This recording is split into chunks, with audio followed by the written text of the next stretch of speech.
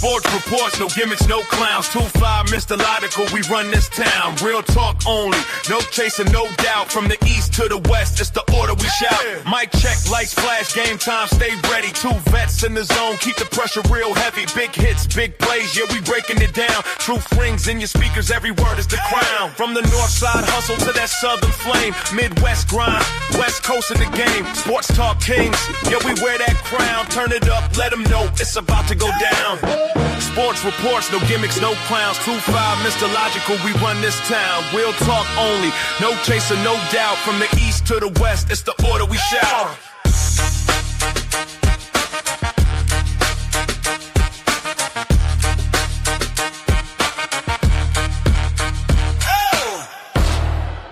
It's about to go down. Hey.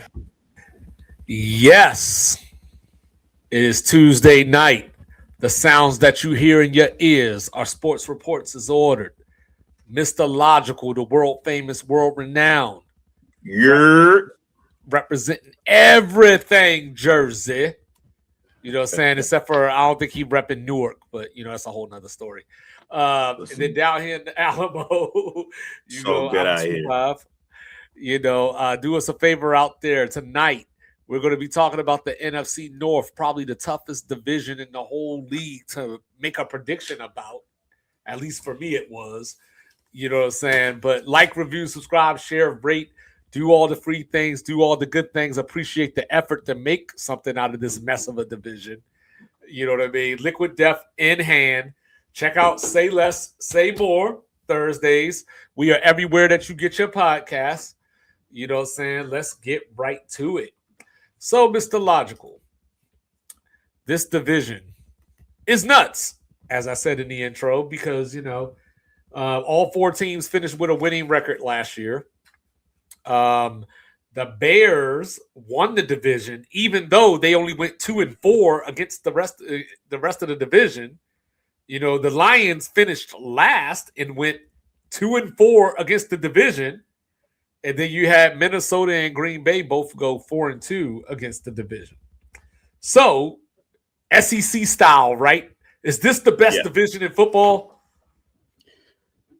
It probably has, realistically, an argument that could be made for 3 out of 4 teams to win it. And the one team that I think is probably not on the radar to win it could do some real damage based off their coaches' ability to take quarterbacks and kind of turn magic, you know, clay into castles. You know what I mean? So it's like, okay, that's your piece there. But yeah, realistically, like if you're from Illinois or, you know, Northwestern Indiana, you're about to get the Bears in your region, you can make an argument in a bar with a Green Bay fan as to why your team is going to go 11-6 to win this division. And if you're from Wisconsin, you can go to Detroit and argue that, hey, I think we can go 12-5 and win this division. If you're Detroit, you'd be like, listen, I think we can do 14-3, replicate what we did a couple of years ago, just hopefully have better playoff success just because of what you have. And in Minnesota, like, we can play spoilers. And if we get on the right kind of roll, 9-8 could be 11-6 if we get the coin toss a couple of times or the ball to bounce our way a couple of times. So, yeah, it's up there. Yeah, I think all 4 teams can win the division. I think all 4 teams could make the playoffs, like be the first division where all 4 teams actually make it in. Because, I mean, we ain't got there yet, but you know what I mean? I'm looking at San Francisco right now. Well, I'm looking at San Francisco right now, you know, and, you know, every day the injuries just keep on coming on. You know, Seattle lost Kenneth Walker Jr., you know, and some other pieces. You know, I feel like there's one coming out the South. And then, you know, the NFC East, you know, we like Philly and Dallas as far as, you know, each of us picked one of those 2 teams to win the division, but we'll see. But here's the question of all questions. We're a couple of years removed. Was Sean McVay right about Jared Goff? No, I don't think so, because if you would have turned into like Carson Wentz after the trade, then yeah, it would have been definitively he's right. Because let's keep it real. He went to one Super Bowl with Jared Goff. They only scored 3 points. That's because Belichick made you overthink yourself instead of just running your offense that worked. And then he went to one Super Bowl with Matthew Stafford, where if you get a bump on Aaron Donald, Jamar Chase is wide open down the sideline for Burrow or hit him for a touchdown, and they win. Or the bad, like I said, I believe it was a defensive holding call inside the 10. He literally didn't touch him. So you're 4th and 7 from the 9 with Matthew Stafford, with the Bengals with a chance to win. So I think in the difference is in the Super Bowl with Jared Goff, the pass that I believe was Brandon Cook had in his hand in the end zone, it got knocked out by McCourty, is the opposite happened when they got the phantom holding call. And it's not like yeah. And it's not like Stafford won MVP or something either. You know what I mean? Super Bowl MVP that year. And, so with Jared Goff, I'm still kind of on the fence. Like, I think he's a really good quarterback. Top 10, possibly, but I don't know if he is a galvanizer. I don't know if he's the guy that you can just put the ball in his hand and say, take us down the field. I don't know if he's that guy. For those guys. I know. For those I'm not saying that as a. I'm not saying that as a criticism. I'm not saying it as a criticism. I'm just saying that I just don't believe that to be true. Like, he'll put up numbers, but even a few years ago when they won the division and had everything on the line, he threw the pick 6 against Washington, a couple of more picks in that playoff game. Then, of course, they had the lead in San Francisco, with a chance to go to the Super Bowl in the NFC Championship game. And the 49ers were able to walk that down and get to the Super Bowl instead. That's also a lot of Dan Campbell. We put a lot of that at his feet because they kicked that field goal in the second half. They had the big Jameson Williams reverse, and then San Francisco came out, get the ball first, third quarter, cut the lead to 10. I believe. No, they cut it to 14 because San Francisco kicked the field goal, cut it to 14. If they would have just kicked the field goal, it would have been back to 17. It would have been back to a 3-possession game. I believe at that point, each team had the ball probably like 5 or so minutes each. So you're looking at maybe 5.5, 6 minutes left in the third. And now San Francisco has to still battle back, and you had them against the ropes the whole time. So I think that was a lot of Dan Gilbert stuff in that. And then you had Jared Goff. For the record, the last 4 seasons he's thrown for at least 4,400 yards in each season. So he's been performing. Last year they just had injuries pile up for the most part, especially in the secondary. Which ain't going to help anybody. All right. So next question. Were the Bears a fluke last year? No, because they played and won the way they wanted to play. Like, it wasn't like when Kansas City wanted to outscore you and blow you out, and they were getting like a blocked field goal at the end of the game and win a game 19-17. Like, the Bears were trying to air it out. Like, they were trying to really showcase this is bear down. This is exactly what Ben Johnson wanted to do, what he had planned for Caleb Williams. Sometimes it worked out, sometimes it didn't. But I think that's how they wanted to play. So I don't think it was luck. I think it's just now they have this lofty goal of scoring the most points in the history of the NFL. But if you're up 10 in the third, you might just want to just milk that clock. You don't have to run the trick play action, fumble Ruski and all that. Just get on your Bill Parcells shit. Just be a coach. Don't be a Madden player who also coaches an NFL team. But I don't think it was accidental.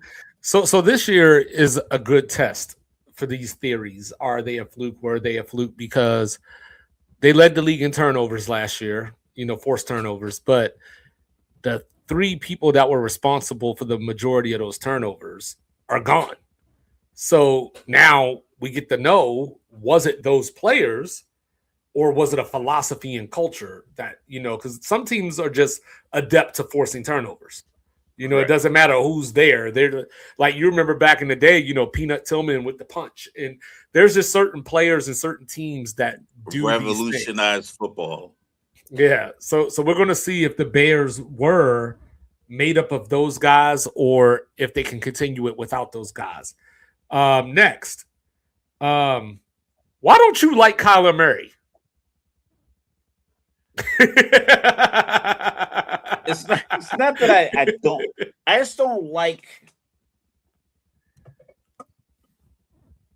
I understand it's like a laissez-faire kind of approach, and he is, like I talked about the time he was at the podium and he talked about how, he ran down kind of his stats, like he talked this shit in front of the press. Sometimes just feel like he's disconnected. Like the same way I felt about Stefanski and the same way I felt about like Mike McCarthy. I just feel like when you go to the podium and you're the quarterback, like everything you say, just be Kirk Cousins at the podium. Mm-hmm. Most of your stats, most of NFL quarterback stats, unless you're having an outstanding year, your weeks are going to be about the same. You're going to hover around 250 to 270 yards passing. Your touchdown interception ratio is going to be about 2-1, maybe 2.5 to 1. Most of you are going to have the same kind of even keeled numbers when you're a starter, your top 12, top 14 guys. Win or lose, Eli Manning, Kirk Cousins, Jalen Hurts at the podium. And I think that saves you, and it gives you the appearance that you are still a team guy and there's no selfishness in how you operate. But when he said Marvin, like it wasn't his job to get Marvin Harrison Jr. the ball, it's like, dog, it's literally like job description number 1. Maybe 2. Don't turn the ball over. Get the ball to your playmakers in space. He's a 6'4", 6'5" playmaker in space. Like, it's literally your job. And I understood what he meant. Like, it's not for me to design a game plan, but saying that out loud gives us like insight to the fact, okay, there's a little bit of dissension. There's a disconnect here. And I think a lot of it stemmed from his early desire to get his contract done and the holdout and then the Call of Duty and stuff getting leaked because you weren't Kirk Cousins at the podium. You weren't Eli. You weren't Jalen at the podium. If you keep the problems you have inside the building, I think people will understand. Like, okay, we get it. You could have gone and put everything on blast, but you took everything Cardinals related off your Instagram because you wanted a contract a year early. Like it's just little stuff like that I just didn't rock with. And then ultimately it turned out where like they got rid of him. And then can the Packers do something that they couldn't do last year? Can they win a game without Micah Parsons? How many games do they expect him to miss? Is he ready? They think he's going to be ready? I heard October. Yeah. Basically, for the Dallas game, which I believe is mid-October. I think they can. The problem is, like, can they stick to? Can Josh Jacobs?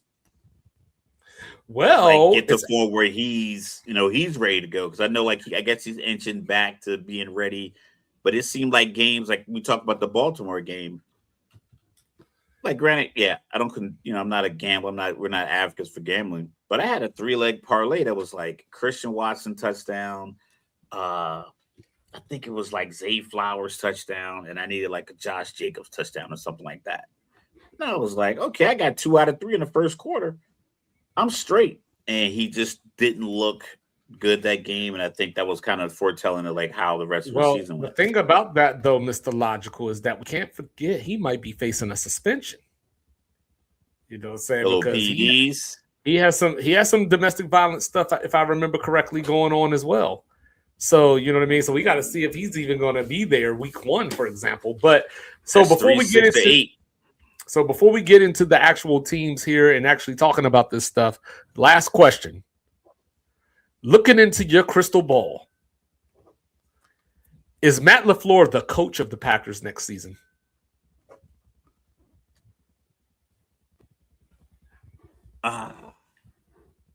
Where did they finish in the division? Third?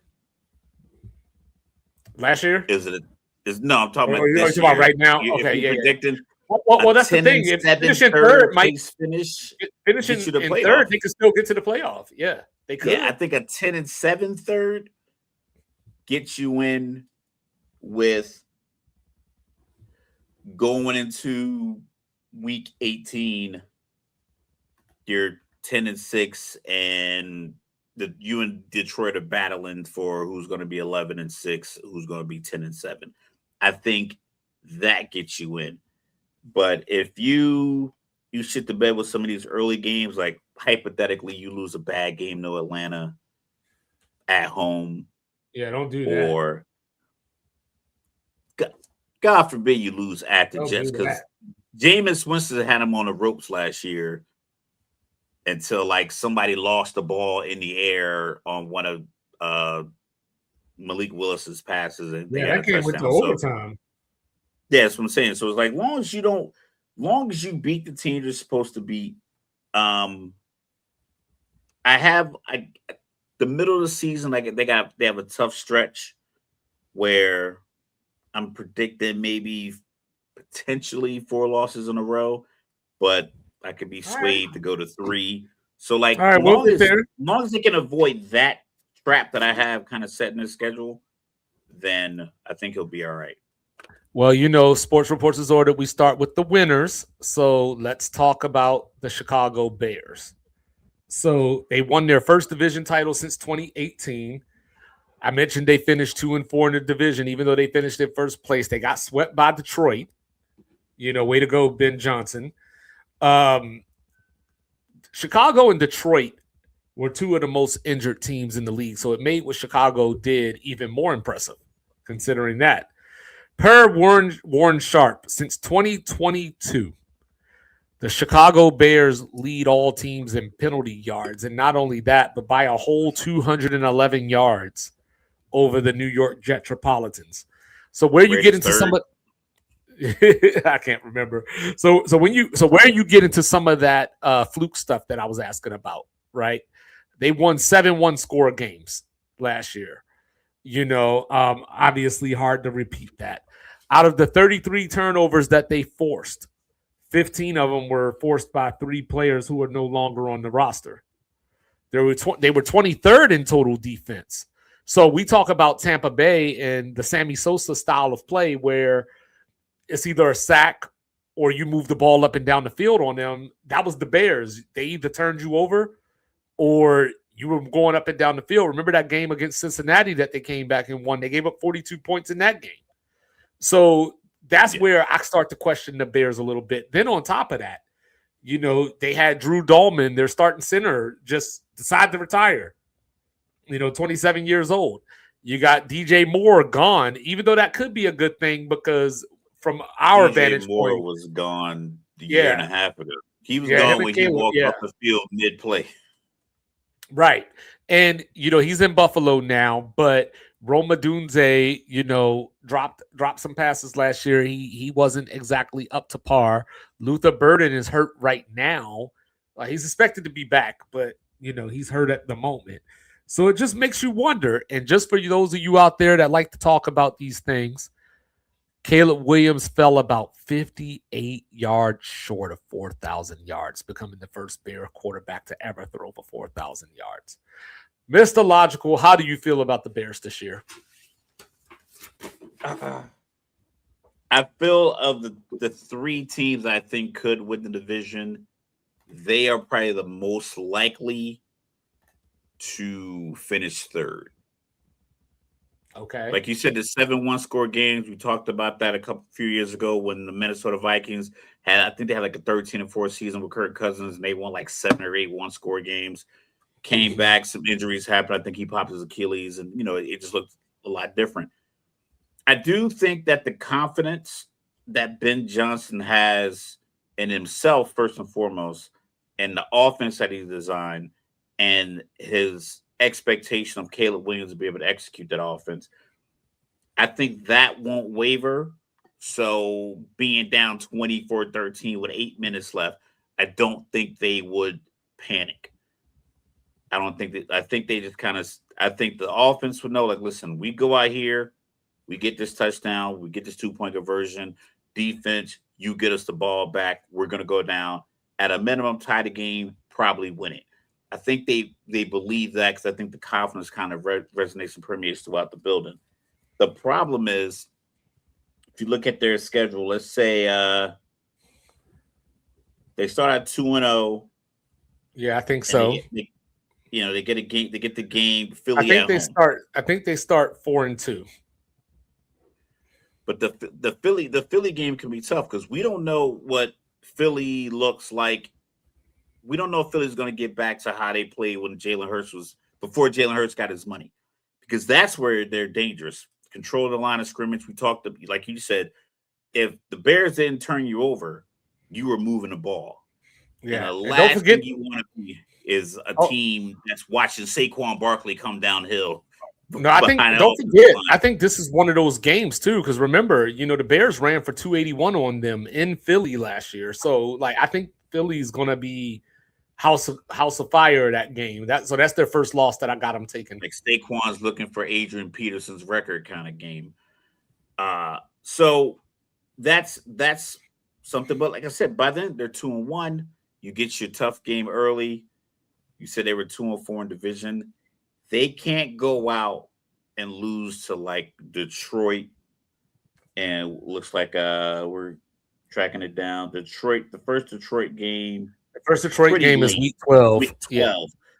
So, I mean, as long as they don't lose any silly games and they take care of home, I think they'll be fine. Because, like, so I think that their schedule, just going off of how I feel about them, I think their schedule is toss-up central. You know what I mean? Because, like I said, I got them starting 4-2. So I got them losing to Philly. I got them losing at Lambeau. The toss-up start week 7. Hold on. I thought you were about to say Atlanta. Oh, no. I was not about to say that. I was about to say I got them losing at Atlanta.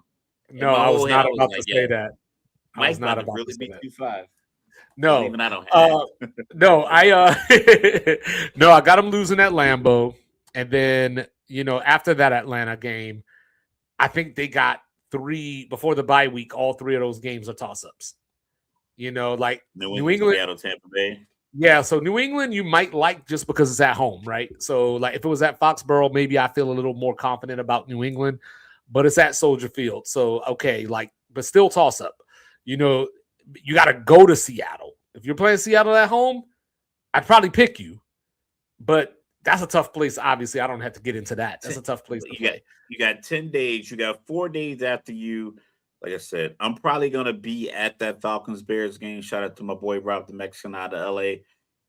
He's a Bears fan. We're going to probably shoot down to Atlanta, check that game out. Also, Atlanta versus Washington, once again, is late in the year. Again, we can't get a fall game, so we can actually go. But you got 4 days. You're probably gonna take care of business against Atlanta. You get 4 days. You catch New England.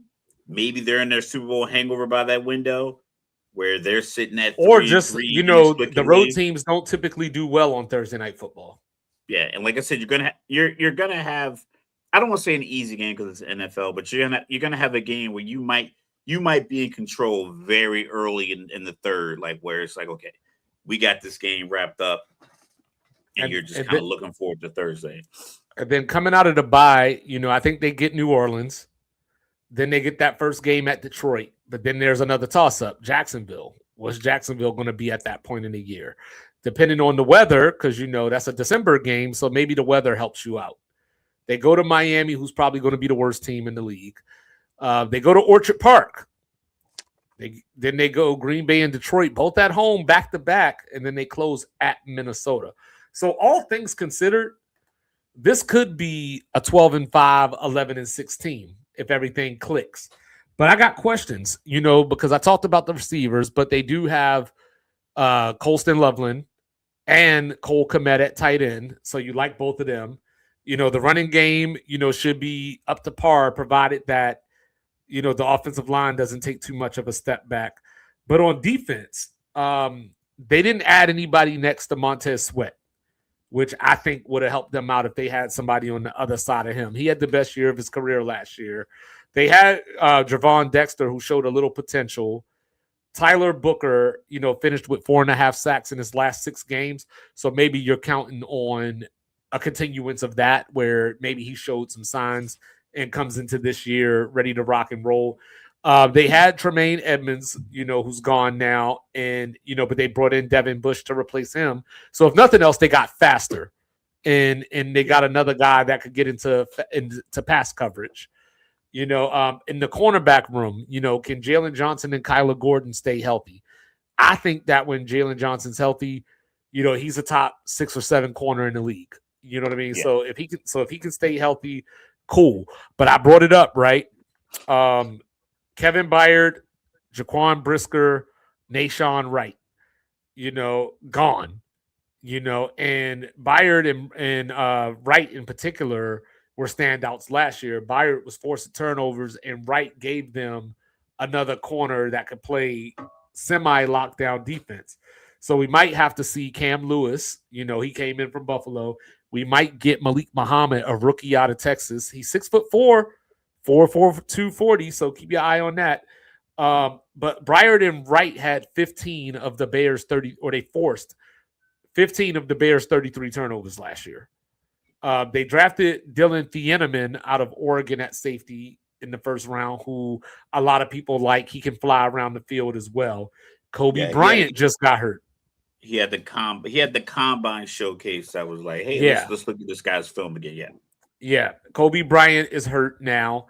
So, I think that the Bears are a team that is so dependent, or at least going back to last year, that's all I have to go off of with this iteration of the Bears. They were so dependent on turnovers that I think any regression could be an extra loss or two. 22 turnovers, they don't win those games. Yeah. And you know what I mean? So looking at this though, like I said, I got them 4-2. I think they can get to the bye week 5-3. I think they could beat New England. I think they could beat Tampa. I'm a chalk up the loss to Seattle. Then, going to Detroit's going to be tough. So after 14 or 13 games, I guess that would be, if they're sitting at 8-5 at least, you got to feel pretty good. And then, I think they lose at Buffalo. So maybe that last game at Minnesota becomes you win the division with a win, or that could be the difference between, you'll still make the playoffs probably, but that'll be the difference in hosting a home game or not. So I don't know. And I think they lays out. Yeah, their schedule lays out for their confidence to be fully intact. I think you have 2 weeks where what you installed this offseason, you go out there, deploy it, see if it works. You get those 2 wins convincingly. I'm talking like 28-17. Like I said, the Minnesota game, rivalry, rivalry division game. You go out there, you take care of business, 28, 20, something like that. Like, it's a decisive win. It's not like, oh, we needed Caleb to pull out a miracle in the fourth. Well, I think Minnesota is a little bit better than you do, though, because when I look at them, right, they started out 4-8. I'm not saying like they're going to be bad, but I'm saying like if you can get those 2 wins convincingly, then I think you host Philly with confidence. Because Philly's probably your biggest test early on. Right, I think early on, the difference. We know how Caleb Williams sometimes, remember him in SC, remember his rookie year where it's like, he rides the emotions a lot. So I think that's the other problem that I have with the Bears. That's the other problem that I have with the Bears. You were talking about how if they're down 24-13, how they're unflappable. The problem is that they're always down 24-13. You know what I mean? Because apparently he's a fourth quarter. He's a clutch player. He makes awesome, spectacular plays when the game is on the line. But can we make plays earlier that we don't have to get to that point? And that's where I kind of can't hit the guy in the flat for the 6-yard gain in the first down. Yeah. And that's where I feel like the Bears could get in trouble because, not that they can't do it, but you shouldn't have to live your life like that every week. You know what I mean? So that's where it's kind of questionable. But, up in Green Bay, 3 straight years they finished as a 7 seed. You know what that means? That means they have not hosted a playoff game. So you can't run around here talking about the aura of Lambeau Field if you never have to defend it. So, you know, Jordan Love is been real Eli Manning-ish at times from the standpoint of 1 week, he looks like a Pro Bowler. You think that he's about to take that next step to elite status because when you watch ESPN and listen to all the shows, you would think that Jordan Love is a top 3 quarterback in the league sometimes, the way that they talk about him. You know what I mean? But all the time. But the next game, he'll come out, no touchdowns, won't throw an interception per se, but no interception, no touchdown. You know, you're not even taking chances or risk, you know, and it's not as if Green Bay, because going back to the Josh Jacobs conversation, if Josh Jacobs misses time, you don't even have Emmanuel Wilson this year, who filled in last year with some tough minutes, 4.5 yards of carry. You know, you're relying on Chris Brooks and Marshawn Lloyd, who you've been waiting to be healthy for years, or at least since he's been in the league. So from that standpoint, if you can't run the ball, then I have to remember that you don't have Romeo Doubs anymore. You know, Dontavius Wicks is in Philadelphia. So now you're just down to Christian Watson, who can't stay healthy. You know, Jaden Reed, who got hurt last year. Soft tissue injuries. There you go. You know, and you know, so then you're stuck with maybe Savion Williams, who is a special teams god.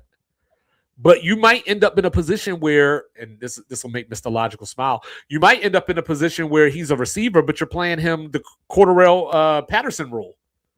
You know what I mean? Where he's going to have to take snaps in the backfield because everybody else is either ineffective or just not there. The other point is that LaFleur, I think, needs to commit to the run a little bit more, you know, to take some of that pressure off of Jordan Love. Because I think a lot of times they fall into the trap of, hey, yo, Jordan, go be spectacular. And I think that Jordan has moments where he takes the play that he doesn't need to take. Like he's like still tempted by, I want to make this throw. That playoff game against San Francisco, and he threw it back across the middle of the field, up 3. Yeah, he does that at the worst times. Because remember last year, we were having a conversation about Jordan Love where I said something similar, and the Green Bay fans went off on me. And I'm like, well, how'd that work out for you? Hey, I picked Green Bay to go to the Super Bowl last year. So I wasn't trying to hate, but you know what I'm saying? But it just, I got to tell the truth, or at least the truth as I see it. But anyway, the Micah Parsons injury, right? You know, they were 9-3-1. You know, didn't win another game, you know, for the rest of the season, you know, once he got hurt in Denver. You know, now Jeff Hafley, their defensive coordinator, is the head coach of the Miami Dolphins. But, Mr. Logical, the Packers made one of the best hires that you could have made at defensive coordinator. They went and got Jonathan Gannon, you know, fired by the Cardinals, who's going to bring his 3-4 into the greater Wisconsin area. So maybe give that same speech he gave in Arizona on Hard Knocks. Well, no, because he ain't the head coach now. Because that energy was not getting anybody to put their shoulder pads on. That's for sure. So my problem with the Packers, right? So last year, my thought was Micah Parsons he masked a lot. You know, because Green Bay is not in recent years, they haven't been a team that just has talent everywhere. They have young guys that can play football, but they don't have the standout talent. That they don't have the Myles Garrett. You know, they didn't have the lockdown corner. They didn't have those things. So I thought that by grabbing Micah Parsons last year, that would kind of set them up for that, where he can hide some of that, get pressure on the quarterback, and some of those flaws don't get exposed. Now he's not there again. So now Green Bay brought in Jason Hargrave. You know, you're hoping that you get a little bit more out of, you know, Lucas Van Ness, who they took a couple years ago in the draft. He's had flashes and moments here and there, but it just hasn't materialized into consistency. They went out and got the NFL tackles leader, Zaire Franklin from the Indianapolis Colts, 173 tackles last year. So as many tackles as he has, he still misses a lot of tackles. But, you have that at least. They like Chris McClellan, who they got out to draft. I think of him as a Christian Wilkins type. So there's pieces there. But the problem that I started this conversation with was the secondary. So they got Xavier McKinney, one of my favorite players, ball hawk back there. But the corners, Keyshawn Nixon last year, defended 17 passes. He had a 105.2 passer rating that quarterbacks had against him. Even though he made that those means plays. You're just being hunted. You're being hunted like James Harden at a pick and roll. Right. If you defend 17 passes and still have a passer rating of 105 against you, that means they just said, you know what, that was luck. Right. So then now this week, and going into preseason, he's been getting second team reps. And who's on the job? Benjamin St. Just. So if you can't beat him out, your favorite player. Yeah, if you can't beat him out, they did grab Brandon Siss from South Carolina, so they have a lot of faith in him. I think he's going to be a good player. We'll see how it. But they works lost out. Gary to Dallas in the trade. They lost Rashawn Gary to Dallas. I don't know how do you make two trades with the same team in your conference, especially a team like Dallas that has. Like, why are you giving them anything? Like, right. I'm not dealing with you. Like, I'm only making trades with teams that are drafting in the top 10. Yeah. Like, I'm not calling you if your quarterback is $60 million. I'm not accepting your phone. I'm not helping you do anything. They give him two players. So what are your thoughts on Green Bay? So what are your thoughts on Green Bay? Green Bay, because I don't know, I don't want to lay it all at the feet of the quarterback, but you kind of have to. It's not just quarterback. It's something we talked about last year where I personally, I felt like Raheem Morris was on his way out in Atlanta. And I was like, if LaFleur is really out, because we're having that conversation. Like I said, well, Micah went out. Like you said, they had 9 wins. They were a 6, 7, 8 win team. And the conversation was, we don't know if Matt LaFleur is going to be back next year. And I'm like, well, if he goes, either give me Tomlin in Atlanta with Matt LaFleur or Matt LaFleur as offensive coordinator, or if Tom doesn't want to come to Atlanta, he wants to retire, give me Matt LaFleur as a head coach. Just because I thought I think if LaFleur isn't there, I think he's head coach the next day. Yeah, absolutely. I think he gets a job quicker than Stefanski did. Yeah, and the thing about Stefanski looked like he was completely disconnected, where LaFleur looks like he was being blamed for people just not running right routes or making. Well, I think you know what I think. I think the problem with the Packers is they're doing things the way that you want your team to do things. They draft players, they try to develop them, so they'll get a guy, even though they grabbed him in the first round. He might not be ready to play for another year and a half or so. You know what I mean? So it's like, it's one of those things. So in turn, like I was talking about how they don't have top shelf talent. They put all this time in Romeo Doubs. He's gone now. You know what I mean? They don't get a lot of free agents. They're kind of like the Utah of NFL, where it's like they're like the Steelers used to be. But the Steelers are like decent location, legacy team, historical team. But it's just like getting free agents, like Odell Beckham on a free agent tour, even though Jordan Love is a top tier quarterback, probably never was really truly considering going to Green Bay. The problem is Green Bay is going to lose a silly game. They're going to lose a Carolina game at home. They're going to drop a game to where I can pencil them in right now. Brought up that Giants game from last year that they almost lost. I can go right now 11-6 with a varying degree of confidence, but a realistic 9-8 based off of just the way the NFL works out and then how they've kind of played over the recent years is also on the board again for this year, even though they probably have aspirations of at least getting double-digit wins. I think 9-8 is realistic, and 11-6 is, almost equally as realistic. 51-49. So they have Jordan Morgan. I was about to say Jordan Mason. Jordan Morgan, who they're moving back to left tackle. He played left tackle in college, but then he had the Will Campbell situation where are his arms too small to do this? So they're going to give it a try. So now you're tinkering with the offensive line.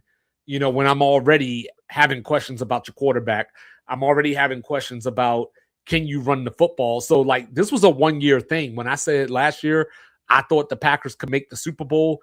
That was their window. It was last year. You got to get that done. That window's shut now. You know what I mean? And I don't view the Packers in that same way. But I do think that there's a chance they could start 4-1 here. That's and that's going to be the issue. But like you said, right? Who are they going to lose to that they shouldn't? So I think they could lose at Minnesota to start the season. Then I think they could win the next 4. Or they could be the ones that lose to the Jets. Remember, they lost to the Browns last year. Where said they got held to 10 points and lost to the Browns last year. So the thing about the like Jets, though, the thing about the Jets is unlikely. Like I was watching something. Chris Long, Javi Long, so he played for the Eagles and he played for the Rams, and he was showing highlights of Ruben Bain at like the joint practice, and he was like grabbing Geno and like spinning him around and hitting his arm in the drills, and he was like, none of the offensive linemen were fighting Ruben Bain. He was like, O-line, like where's your fight? Like this guy's grabbing your quarterback in practice where you're not supposed to touch the quarterback. So it's like not a lot of fighting the Jets. So 2-15 for the Jets is on the table. I doubt that they lose that game that early. I think the game they could lose early, like you said, Minnesota. My thing, I got a 4-game stretch: Dallas, Detroit, Carolina, New England, that they could lose all 4 of those. And then they got Minnesota on the back end of that. Yeah. So and then they look at the bye week. Then they come out the bye week and go to LA. Yeah. So I think that could be a tough stretch just off of name alone. If we think, we're thinking Dallas, I just have faith in Dallas for some reason. I think Dallas is always kind of built to be a good team. I think they put the right players in position. Is just sometimes the execution is off. And I don't know if that's because they don't really have full autonomy over their teams because they have an overarching neophyte in the So the good news is running their team. So like that's why I always feel about Dallas. But yeah, that 4-game stretch they can lose all 4 of those games. Yeah, the good news is they get that Houston game late at Lambeau. We saw C.J. Stroud in the cold a couple times last year, so you got to feel pretty good about. Yeah, they might run the ball 60. They're gonna run the ball 66 times in Houston. Yeah. You got to go. If Houston goes outside in the cold again with this California kid at quarterback, that ball's getting handed off at least 36 to 38 times. So I'm going to call it. My receiver's going to run the ball those games. So I'm going to say that after 10 games, before the bye, I think they go into the bye week somewhere near 5-5, 6-4. Does LaFleur have his job 5-5? Yes, going into the bye week. No, after. Yeah, I think LaFleur keeps his job all the way through, unless they're just getting shit kicked. You know what I mean? You don't think 5-5 would be considered them? We are looking at it objectively, just 2 people watching, looking at the schedule, and we can both see, hey, this. I think 6-4. Which is a good 10-week stretch for an NFL team that doesn't get a. I mean, considering that in that 10-week stretch, you go to Minnesota, you go to Tampa, you play the Bears, Cowboys, and Detroit back to back. You go to Foxborough. So I think in that couple of division winners in Carolina and New England. So I think you're playing good teams. Yeah, I think 6-4 or 5-5. I think you just ride it through. I think LaFleur has done enough there. Theoretically, he's done enough there that you just see it through. If they get to 5-8, that's when you start to kind of look at it and go, all right, like. So in your scenario, see, it's the thing. Like in your scenario, you got 0-1. Then you have 4-1. So at that 4-1 point, right? I got 4 consecutive losses. So where you have them 4-1 going into week 6, that puts them at 4-2, 4-3, 4-4, 4-5 going into Minnesota. Now you leave that Minnesota game 4-6. I don't think he comes back after the bye. Which now is like I said, because they're Green Bay, and they're playing. Well, I know it's just one game, but 4-6 and 5-5 is a big difference. You know what I mean? Like even though it's just one game, that's a big 5 out of 6 losses. And then you got to go to the Rams after that. Then you got to go. I mean, just going off of the environment, not necessarily the team. You got to go into the House of Horrors after that. Then you get Buffalo, even though it's at home. You still get Buffalo. Still Buffalo. So 6'5", 235. Josh Allen. So could you lose to Buffalo, and then Jonathan Gannon is your interim for the Miami game? It's a tough. Like I said, 11-6 is optimistic. 9-8 is realistic. 8-9 on the table. Mm-hmm. Just because there has to be some residual leftover resentment, for lack of a better word, with whatever reports that came out about the head coach being gone. They paid Jordan Love early on. I think they paid him. I think he was one of the first guys to kind of get that 50. So however many years he has on that, can you start mapping the future if you're 4-6? You start thinking like, you know what? I don't know if I would have re-upped this guy for $62 million. Well, it makes you wonder because, like I said, they didn't win a game once Micah went down last year. So even me saying that they could start 4-1 is beyond optimistic. You know what I mean? Because like they're still going to have some of those same issues, without Micah there. Like I think Hargrave is a good pickup. He's obviously not Micah Parsons.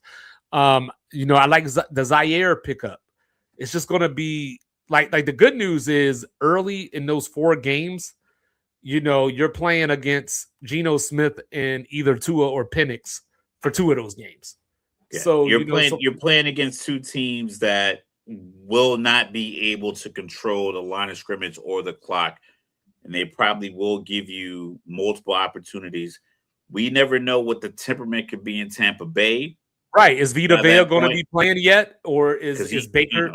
Yeah, like is all those Baker passes to Godwin going to be picked off by the safety because he's fortunate, and now is so you have an opportunity to your first 5 weeks. You're playing against teams that have holes from last year and flaws that are carried over. Like you talk about Chicago, 3 guys that caused all those turnovers aren't there. Can you get through that game mistake free and win and get out of there with a 27-24 victory? So the problem is that Green Bay, I think, is a lot more because, like I said, I don't think they have talent, but they don't have like just an elite embarrassment of riches, if you will.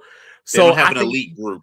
You need an elite group. Yeah. So I think Green Bay is a little more health dependent than a lot of other teams that are considered playoff contenders. Like health is going to be a big thing for them because even if they lose Jordan Love, for example, Malik Willis came in last year and played admirably for the condition. They got Tyrod Taylor as the backup now. And the running game we just talked about. They do get Tucker Kraft back from injury, but he might need a couple of weeks to work back in. So that's where like the Packers, like I don't know if they finish last, but it's not off the table. Yeah, I put it like that. It's definitely a toss-up. I think it might be one of the most interesting divisions to watch. I mean, they do have an abundance of riches of personalities. If you think about that division, I think every head coach, like Kevin O'Connell, he's the new quarterback whisperer, so to speak.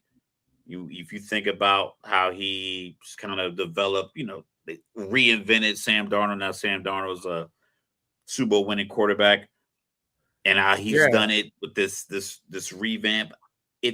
They're playing with fire in Minnesota by just keep running it back with these multiple quarterbacks.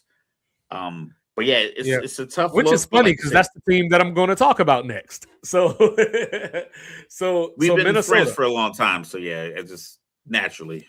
So Minnesota, they started 4-8 last year. They started off hot, right? JJ McCarthy had the big comeback on Monday Night Football. It was like, okay, maybe this guy can play. Highlight of his NFL career. Nope. It didn't. Atlanta Before you whooped blinked, his ass the next week. Before you blinked, he got hurt. We were stuck watching Carson Wentz on our TV screens again. It just went to hell from there. But they finished the year winning their last 5 games. They swept Detroit. They finished 4-2 in the division. So this is the thing, Mr. Logical. And I know I was being facetious earlier when I asked you why you don't like Kyler Murray, right? But thinking about this, Kyler Murray is going to have Justin Jefferson and Jordan Addison at his disposal. They went and got Jawan Jennings. Aaron Jones is a decent enough running back. They got Jordan Mason. So offensively, Kyler Murray has weapons. Now, I don't know if he's had a defense in his career that's been as good as I think this Vikings defense can be, especially with Brian Flores, calling the shots on that side of the ball. At least a scheme and a coordinator does create optimism, and I don't think he sat in a meeting room thinking about that. Now think about this. They won 9 games, like I said last year, won their last 5 games. They were 29th in passing yards per game and 30th in quarterback rating. I have to think that Kyler Murray is going to be better than that. You know what I mean? 15, you could get your 10 wins. 10. That's what I'm saying. Wins. That's what I'm saying. So JJ McCarthy, he suffered from that thing they call paralysis by analysis. Like, I think that he had so many decisions to make that he just didn't make a decision. Like, he just got deer in the headlight a lot of times. So, Minnesota, they were 3rd in yards per game given up and 3rd in touchdowns allowed. So that's why I was talking about that defense. The issue with Minnesota last year, in addition to JJ McCarthy, they had 17 different offensive line combinations over the course of the season. You know what I mean? And that's why I think that going 9-8 under those conditions should have made him coach of the year. And you add in a Kyler Murray, who, if nothing else, is at least talented. He's short. You know what I mean? He might not always make the right decision, but he's talented. Yeah, and the thing about Kyler Murray, I never thought his height was his problem. I thought because his arm is so dynamic that he, like I said, he's been short his whole football career and he's been successful. So I don't really think his height was like a problem because as long as the ball gets out of his hand, it's top 5, top 8 strongest arms, most effective like deep passers in the NFL. The problem I think Minnesota had last year, and you said like with JJ McCarthy, paralysis by analysis. I think it's a byproduct of like lazy GMs just basically picking players from the top 4 teams in college football playoffs and just looking at those teams and just grabbing players off of them. Because we talked about he didn't throw a lot of passes in Michigan. So he never really had to analyze anything. He had the probably best offensive line in front of him in the country. And like I said, I know he was a winner. He was a winner all through high school, and he was a winner in college. But when it came down to like, all right, make NFL decisions, you can't keep getting hit a lot. Like you can't treat these NFL players like they are the 20-year-olds you're playing against in college and the 17-year-olds you're playing against in high school. But Kyler Murray, I think because he has the weapons that he has on offense, it's like an embarrassment of riches. I think he'll be fine. They could be the surprise team in the division, and I think that's what makes the division so interesting. But in the same sense, it's like you're on a 1-year deal for like $1.3 million. Are you playing for like a future contract? Are you expecting to be gone? Like what's going on? Because we all know that plays a part because you talked about them giving up points. I think the defense is they're human. So if they're out there and the offense isn't moving the ball, it's only so many times you could go back out there after offensive 3-and-outs or turnovers and have the energy and or the motivation to go out there and stop the opposing team. It's like we get a stop, they punt it. We're back out here after I get a little bit of air, little Gatorade, look over the film. I'm back out with my helmet on, punt team ready. So it's like, yeah, so like that's the piece. So long as if Kyler Murray can really deliver like at the level that his talent is, they could be a dangerous team. Oh yeah, most definitely. Also in that running back room, they got one of my draft sleepers, Damon Claiborne out of Wake Forest. He had the fastest running back time at the combine at 4.37. Jawan Jennings just brings consistency and reliability. On third down, MVP. Yep, on third down, you just find him. Third and Jawan, they call him. On top of that, you still have TJ Hawkinson as well. So weapons galore, so Kyler Murray should have fun. On defense, Dallas Turner, led the team in sacks last year. I think this is going to be a breakout year. He's going to put himself in that star conversation, him and Jihad Campbell. They did lose Jonathan Grenard to Philly, and they lost Jonathan Allen to Cincinnati. So, but they got rookie Caleb Banks. He's coming off some foot surgeries. I'm always iffy about that. But Andrew Van Ginkel actually broke out last year. So they got some things to work with here. The other piece that's missing is Harrison Smith. He was the heart and soul of that defense, for 15 years. So now we're in a position where we don't know if he's coming back or not. They cut him because he hadn't made a decision or not, whether he was going to retire or not. They brought in Jamal Adams, who is now out for the year. So they might have to get on bended knee and just ask Harrison to come back. They drafted Jacoby Thomas out of Miami, who's a good player, but we're talking about a rookie. They have Byron Murphy in the secondary. He's their best corner. And don't forget Isaiah Rodgers, the Cincinnati Bengal killer with the 2 pick sixes in that game. Another name to keep an ear out for, Chuck Demings. He's a corner that they drafted in the 5th round out of Stephen F. Austin. 4'4", 40, 42-inch vertical. You got to find a way to get him on the field. You know what I mean? Even if it's not to the ideal goal to try to have him as a lockdown corner, you might just need that speed in the nickel on a couple of possessions throughout the season. Hell of a nickel blitz. I know. Kyler Murray, if nothing else, should make their run game a little more effective just because of the threat of him running the ball, getting out the pocket. So maybe, that loosens up defenses a little bit. And I think we see stole candy. Yeah, and I think we see Jordan Mason a little bit more this year. They're a trendy pick to win this division, but I think it might be a year too early. I do like them, but I think it might be a year too early to win the division. Last thing, Mr. Logical, from me before we look at the schedule. J.J. McCarthy, I think either, provided Kyler Murray doesn't get hurt, J.J. McCarthy ends up in Baltimore with Jesse Minter as the backup, or he ends up Justin Herbert's backup with Harbaugh. And, Harbaugh is that last piece to salvage anything. You think of an NFL career? John and say, "Hey, man, you can back up Jackson Dart"? Nah, because I think that'd be I don't think so. Yeah, McCarthy. I mean, I don't want to give up on him because he was a rookie last year. Sometimes, listen, I, like I said, I'm a father of 3 sons. My daughter's 8, so I don't really talk to her about opportunity and taking chances. But I'm still retired Air Force. I work in the Air Force unit. So I always talk to me about taking advantage of the opportunities. He just was in an unfortunate spot to where the organization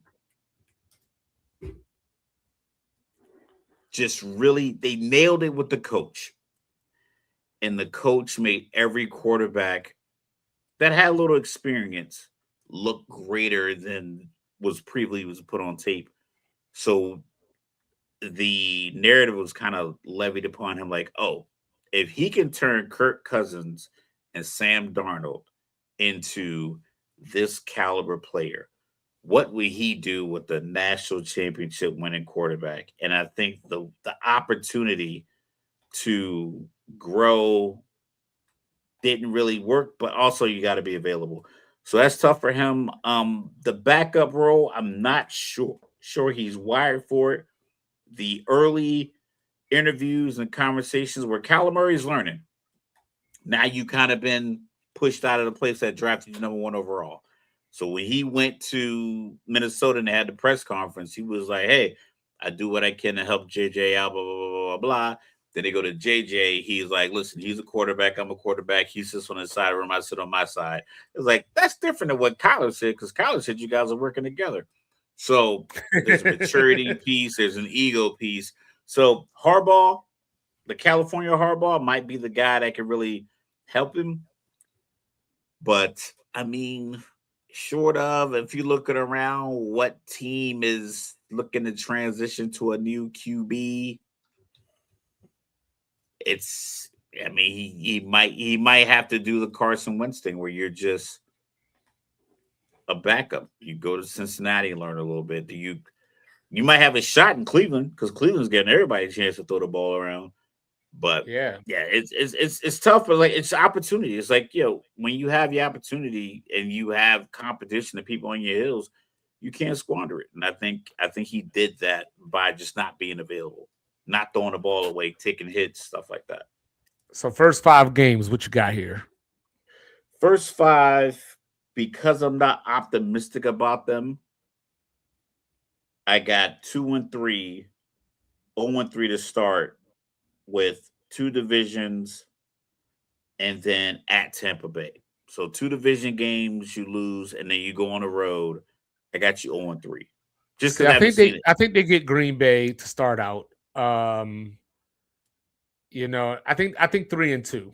And possibly 4-1, because like I said, I just don't know what to expect from Tampa. Like, I just don't know what the temperature down there is. I just figured, like, you're at Tampa. What time is it? 3:05 on a Sunday.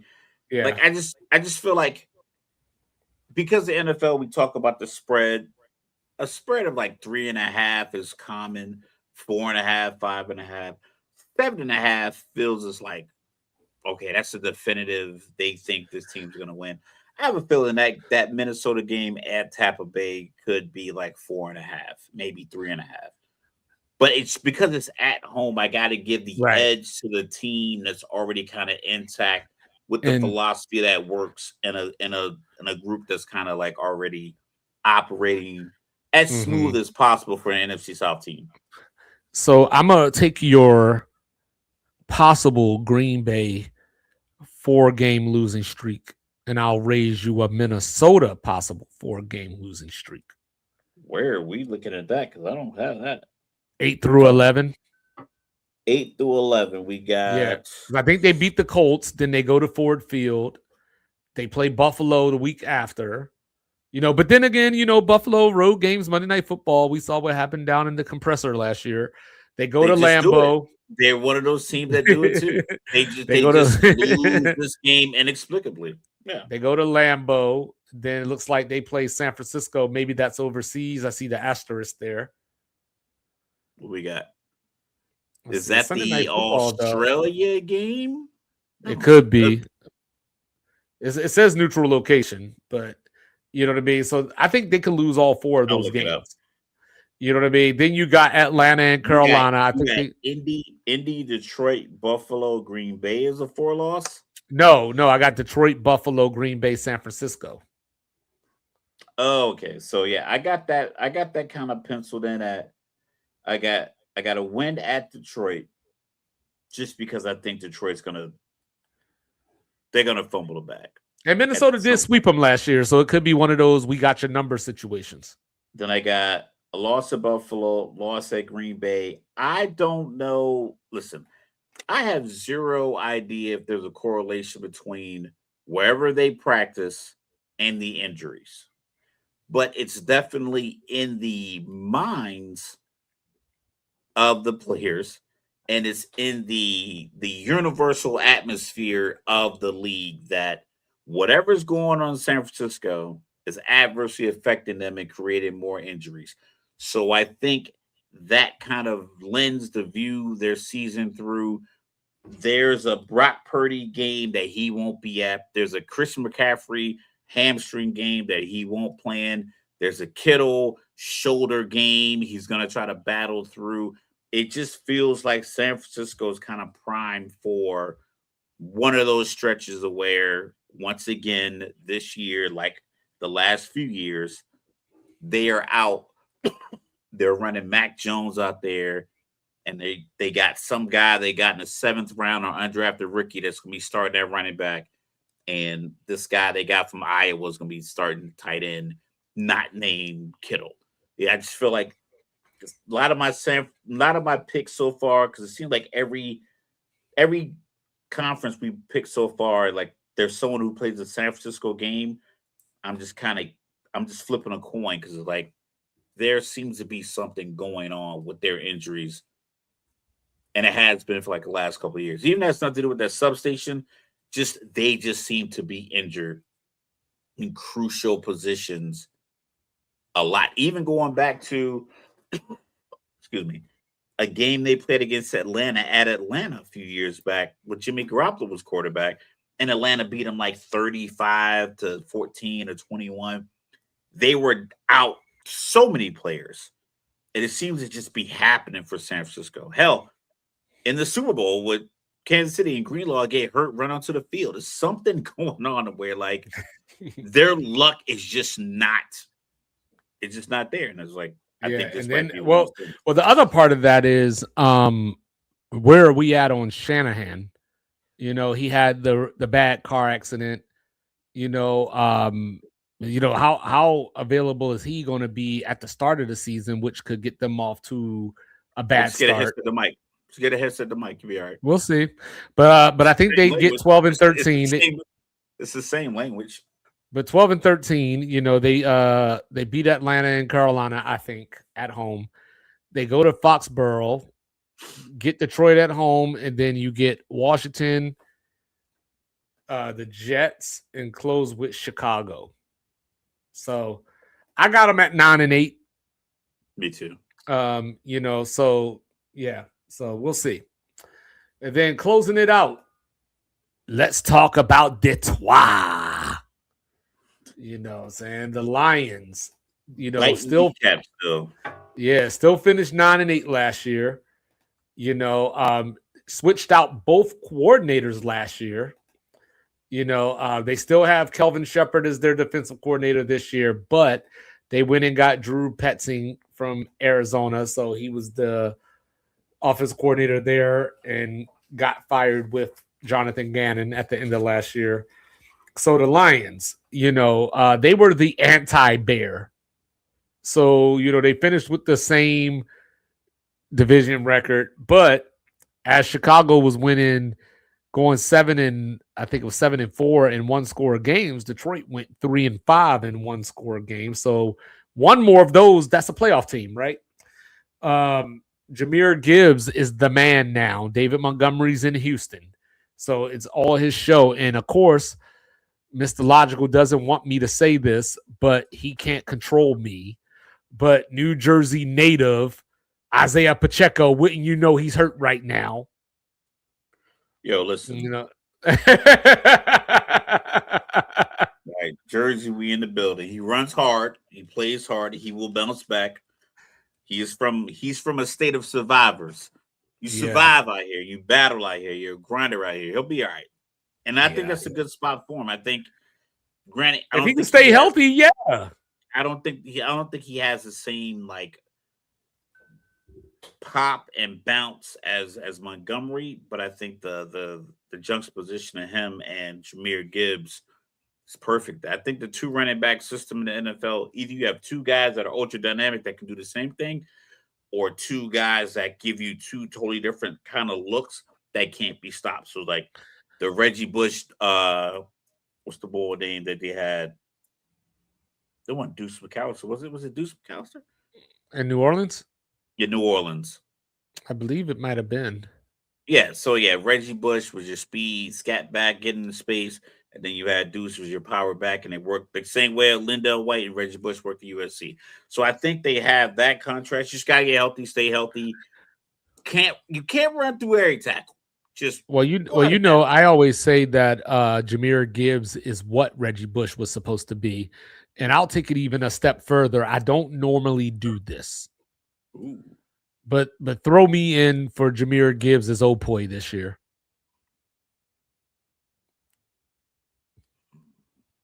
That's tough. That's tough. I mean, well, I'm doing it. I feel you because it's probably like 3 or 4 backs that are going to get dark horse. If Miami wasn't going to be terrible and if Atlanta wasn't going to be terrible, I think Bijan Robinson and Devin Achane are going to get the same kind of offensive game plan from the offensive mind of their team. It's just that at the end of the game, Achane can have 134 yards all purpose, but they could lose the game 31-17, and it'll all be for naught. Yeah. Right. So they're moving Penei Sewell over to left tackle. Cade Mays, they brought in Cade Mays, for $25 million, but to play center, but he has a wrist injury, so he's going to probably be out another 6 weeks. I already talked about Pacheco. Teddy Bridgewater retired again, so Detroit went out and got Josh Dobbs as their backup quarterback, as he plays the NFL version of Dennis Schroeder. Jamison Williams, back-to-back 1,000-yard seasons. Amon-Ra St. Brown, probably a top 5 receiver. Ish. Well, even if he's not, if people don't have him top 5, I think the completion percentage between him and Goff, like under 10 yards, is astronomically high. Like high double digits, 90%, something like that. Like their connection rate inside like 10 yards is just 3rd and 6, almost be automatic if you don't cover him. It's going to be a first down. Then, of course, they got that Iowa tight end, Sam Laporta. Everyone's got one. So then Aiden Hutchinson on defense, he came back last season after the injury, 14.5 sacks. So I'm going to say the same thing that I said earlier about the Bears. They didn't put nothing on the other side of them. So, so it's kind of the one-man band, if you will, on the line, even though in addition to Iowa tight ends, you got to love Iowa linebackers. So, Jack Kelly, I think, is going to take a step this year and be the signal caller of that defense and just wreck shop. They did lose Alex Anzalone. He's in Tampa now. Jack Campbell, by the way, 166 tackles with 5 sacks, 3 forced fumbles, and he did that with broken bones in his face. That man never left the field. Yeah, broken bones in his face. That's 9.5 tackles a game. Mm-hmm. And you got but then it gets crazy again, right? Terrion Arnold, we know his saga. It sounds like Seattle's gonna sign him. You know what I'm saying? But sounds he's like on the commissioner exempt list. Yeah, he's on the commissioner exempt list. But the point is, he's not in Detroit right now. Hey, yo, PSA to athletes around the world real quick, because we did the military thing, and I remember my father told me, because I told him I could get stationed in Langley if my job shred out had changed the letters. And as soon as I said it, he was like, don't come back home. Don't come back home, because all you're going to do is hang out with your cousins and get yourself in trouble. It's okay to love your people from afar. It's okay to relinquish your old habits. Do not let these things pull you down. You can put yourself on the greatest path to success if you understand that the path to being unsuccessful, what it looks like. If you can recognize what it looks like, and what it looks like is people who know you are in a prominent position to succeed, taking your phone call and not telling you, dog, you got way too much to lose. We not worried about that. Let that go that way. Sonny from Bronx Tale, like when he was ready to chase dude down for $10, he was like, yo, You don't have to fight him. Now you know for $10 you bought that guy out of your life. He'll never come around because he always owe you money. Like you need somebody in your life to do that. So I hope it works out for him. I hope whatever legal battles he's going through, like he doesn't ruin his whole life. Go get Kawhi Leonard's lawyer. But it's like based off the early allegations of what he's accused of, it could be tough. I don't know what Seattle was thinking. I don't know like why you would even dip your toe in that pond.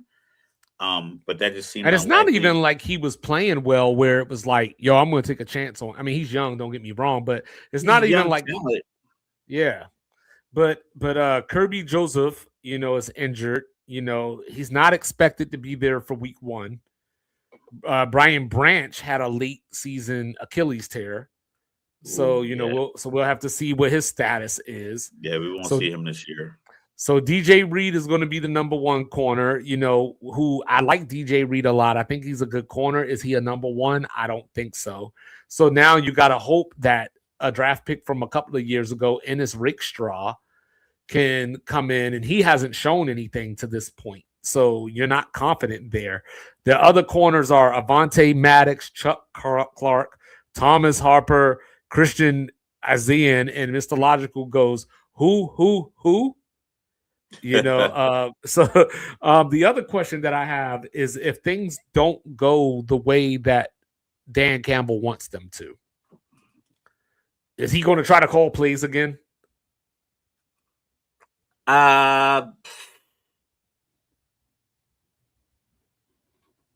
Yes. I'm just gonna say yes. It just seems that seems to be the thing. Yeah. So I would like to. He's locked in though. I think because Dan Campbell is very clearly, if you know the history of Detroit football teams, they aren't, generally successful perennially every year. They're not a team that you would highlight as a contender at any level for like a large gap. Post Barry Sanders, even with Stafford, like they weren't considered a team that preseason you was like, I think this team could win the division, because I don't think they even won a division with Matthew Stafford. So the fact that that Dan Campbell is the kind of coach that seems to work in Detroit, I hope that wouldn't, incite any kind of panic to where he would make a change. Just let it play out. You have the type of guys that seem to embody his philosophy. Just got to keep everybody available. I don't know if it's a practice thing. I don't know if it's a rest thing. I don't know if it's a rest day for the veterans. I don't know if it's a no contact practice. Whatever it is you have to do to ensure that these guys that tend to get nicked and dinged every year are available, you'll be fine. Because I believe the philosophy and the coach, the philosophy, and the players all mesh well. It's just a matter of keeping all of that available to put on the field on Sunday, Monday, Thursday, Christmas Eve, whenever they're going to have football games this year. Yeah, so for Detroit, it's going to come down to trench play. Once they lost Frank Ragnow, it just didn't really, nothing came to fruition for them. It was just an off year. But Mr. Logical, 4-1.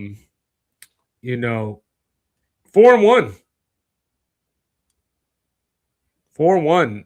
I think they lose out at Orchard Park. But don't forget Buffalo. But we got to stop doing this show together. But don't forget though. But don't forget though. You know what I mean? Buffalo's got a new head coach. Who's a little more offensive centric. So we'll see. Buffalo isn't necessarily, because we talked about this, right? Like, who are they going to get better than Sean McDermott? Keon Coleman. If the new coach likes Keon Coleman, I think they'll be all right offensively. Well, we'll find out. DJ Moore looked good in preseason the other day. We'll find out. But yeah, 4-1. He has a dog in him. So, Mr. Logical, you ready for this? Let's hear it. You got the stat of the day? No, I got the Detroit Lions after 10 games. I got the Detroit Lions 8-2. Hold on, man. Stop it. At 10 games. I got them 8-2. I'm gonna count mine up real quick. You ready? Go. So at week 11, that's the 10th game, right? Yep. Tampa Bay. Okay. Yep.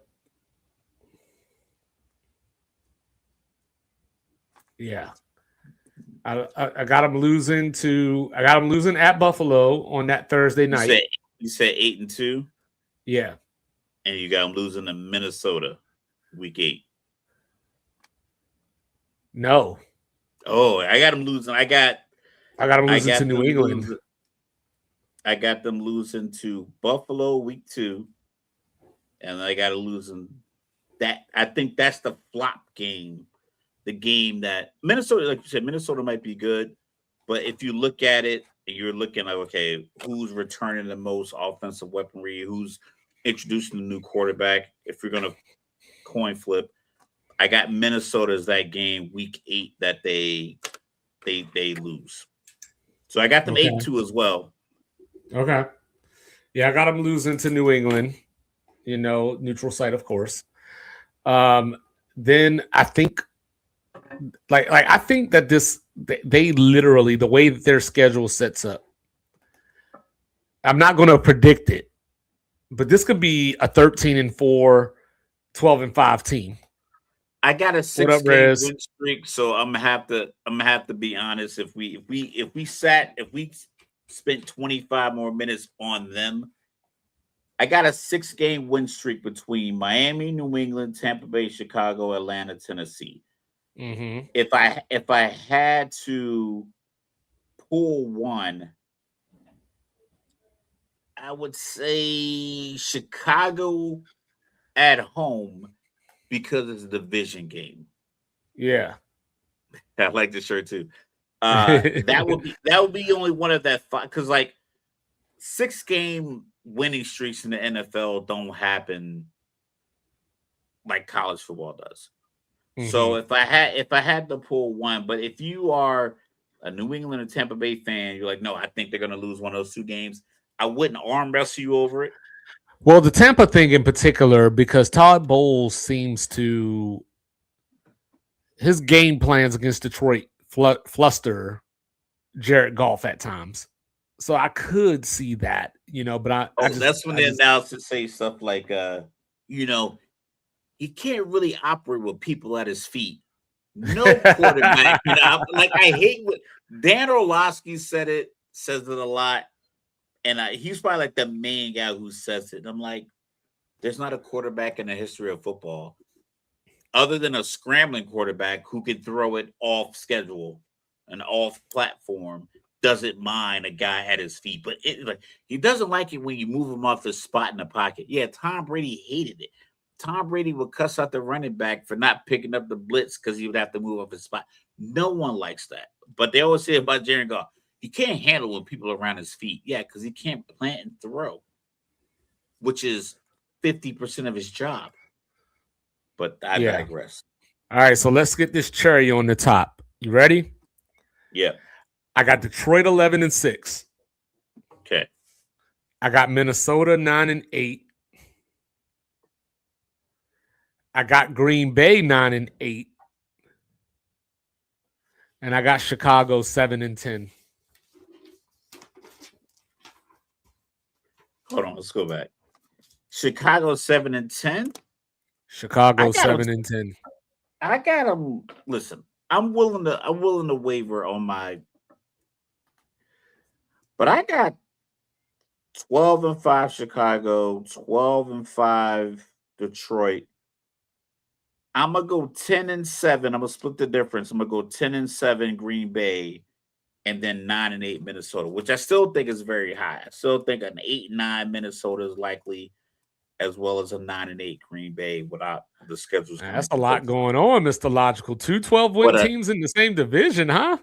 Well, I mean, I guess 2 years ago there was they went 15-2 and Minnesota was 13-4 or something like that. Or they were 14-3 because they played the last game of the season. Yeah, 14-3, 13-4. And that year was an anomaly. Crazy. And that was with Sam Darnold. So it wasn't like they were stacked with, But that year was crazy because Minnesota lost,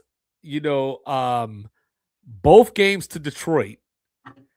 They lost the Thursday night game to the Rams. That was the one with the face mask that they didn't call. And then they lost the playoff. Then they lost the playoff game to the Rams. So they legit went that whole season and only lost to Detroit and the Rams. And then Sam goes to another team and wins the Super Bowl. O'Connell was probably watching the Super Bowl on mute, like, because he probably loves football, but he probably was watching on mute.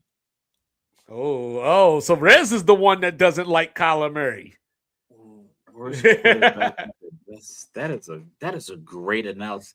See, that's like upper echelon thinking to say that, because a hater on the internet can't just reply immediately.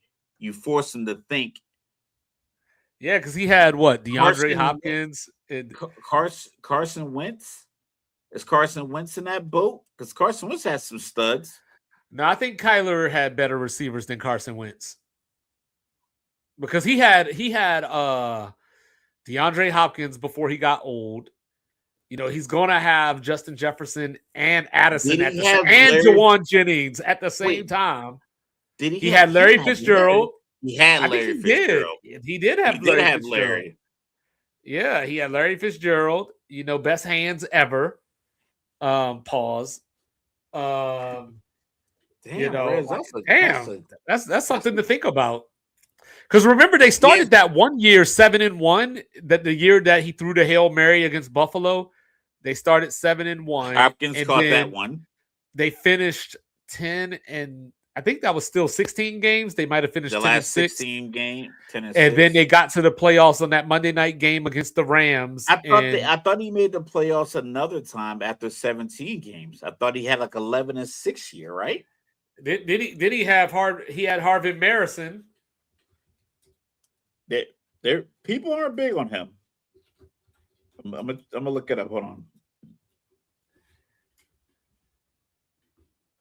No, he's only been that one time.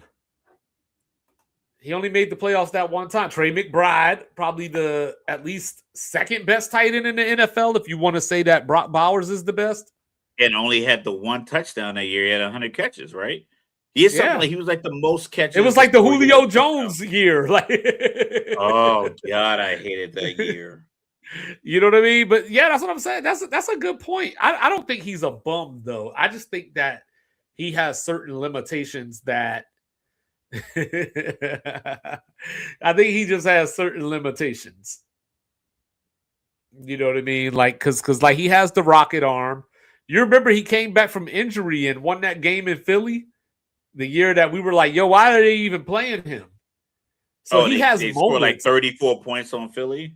Yeah, he has moments, but it's just not something that is long lasting, because especially in that division, they had the 49ers defense, they had the Rams defense, and then obviously, Seattle's been known to have a defense or two. You know what I mean? In this division, it's a little bit better. I don't think the Bears defense is that good if they're not forcing turnovers.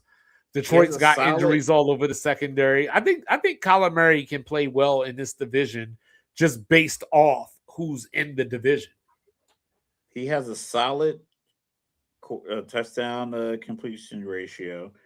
His career is 67.1%, 121 TDs, 60 picks. I've seen people argue Kyler Murray and Trevor Lawrence. I've seen that argument. What do you mean? As far as who's better, I've seen that argument. I don't know. I think Trevor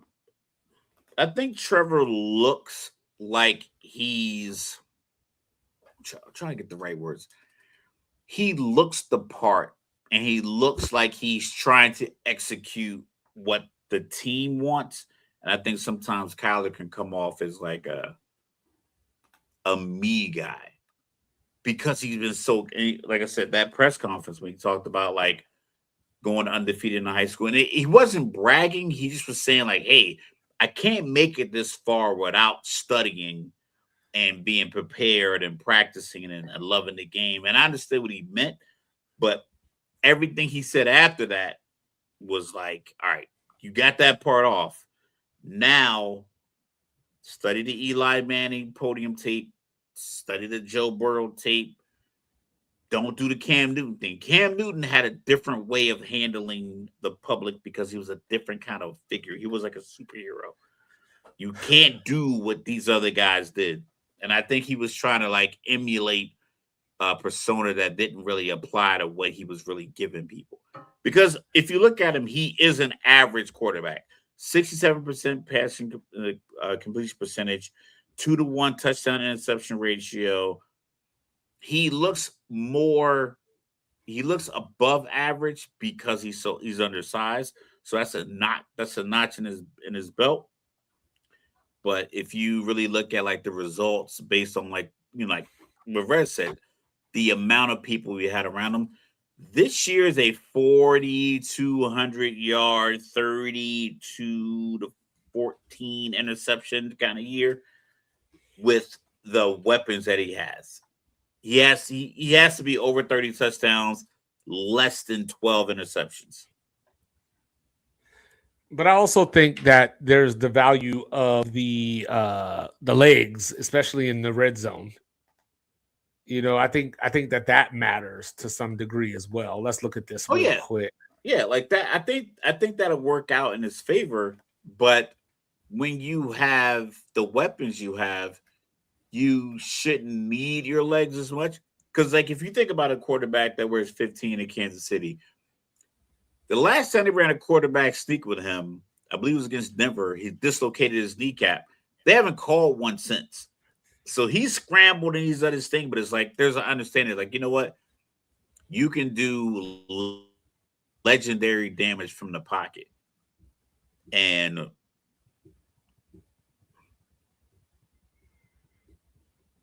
I guess we're just giving Trevor Lawrence a pass. Well, yeah, so there's Kyler Murray on the left and Trevor Lawrence on the right. Yeah, he's better than Trevor Lawrence. But you also have to factor in, the point that Rez made originally about how, the receivers that Kyler Murray's had. So like I don't know if Trevor Lawrence has had. Even with the receivers, you should be higher than 63%. You should be somewhere near 67, 68. Those are Tua numbers. Almost as many interceptions in 10 less games. Rating, rush attempts, rush yards, 10 less touchdowns, 1 less Pro Bowl. Well, you know what did it for me? The fantasy football. No, I'm just playing. I love that they track the fantasy football stats. Listen, you gotta get traction to your website, so you use whatever avenues you can. Yeah, and that's what I was saying, Rez. Like Trevor, like Jacoby Myers. I gotta go back and look. I'm just thinking off the top of my head. I'm trying to, because I know that there was Christian Kirk. There was no one historically dynamic in Trevor Lawrence's wide receiver huddle room. He had a lot of physically talented, they have a lot of big guys. He had last year though. Ugh. They have a lot of 6'2", 6'3" big wide receivers in Jacksonville. They have a lot of big targets. Whereas Kyler Murray kind of walked into a space where Larry Fitzgerald, DeAndre Hopkins, and then you get another 4th overall draft pick in Marvin Harrison Jr. And I don't know. Like I said, I think the relationship in Arizona was probably soiled. But we've heard different reports out of Arizona to where a lot of off the field stuff for the ownership group, the GM, the family who took over. I believe the original owner passed away a handful of years ago. Firing of Steve Wilkes, got rid of, so it's not like he walked into like a very well-oiled organization as well.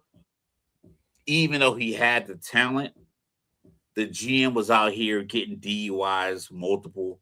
Like he was having multiple runs. Hell, somebody just got a ban for sports betting, right? Like one of their executives or somebody. So so they've had a lot of disconnect, and then we talked about the contract and the gaming clause and the iPad clause and that information coming out. But even with that, when you're within those 52.5 yards, that you got to make plays sideline to sideline. You got to make you got to get these guys over down the field, and you had the horses to win those races, and you said didn't. I mean, maybe Kevin O'Connell can get it out of him. Former NFL quarterback, career backup. That same quintessential career point guard. Well, I mean, if you win, that's a really good NFL, NBA coach. If you won 14 games with Sam Darnold, I have to think, in 13 games with Kirk Cousins, I have to think that you can win 10 with Kyler Murray. But then Mike McDonald also just won a Super Bowl with Sam Darnold. So maybe Sam Darnold is just good. Right. No, he's a decent quarterback, but he's not a game changer. I